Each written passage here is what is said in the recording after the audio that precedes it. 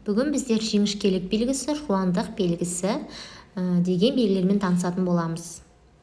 Бұлар дыбыс болып саналмайды, дыбыстық өзгеріс тудырмайды, дауыссыз дыбыстардан соң келеді. Біздер кімнің суретін көріп тұрмыз? Бала не істеп жатыр?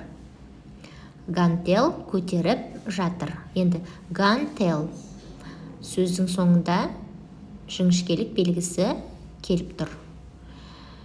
Гантел дегенде неше буын бар? 2 буын бар. Себебі ішінде 2 дауысты дыбыс бар екен. Жаңа біз айттық, жіңішкелік белгісі дауыссыз дыбыстардан соң келеді екен.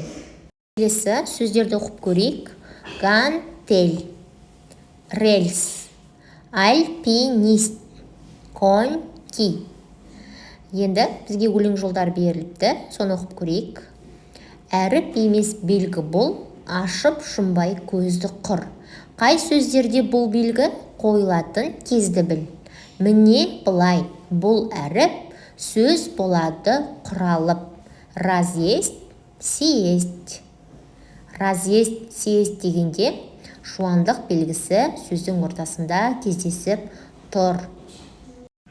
Қай суретте жіңішкелік белгісі бар? Біріншіден суреті дельфин. Дельфин деген сөзде сөздің ортасында бар. Келесі циркуль сөздің соңында бар. Келесі коньки сөздің ортасында жіңішкелік белгісі бар екен.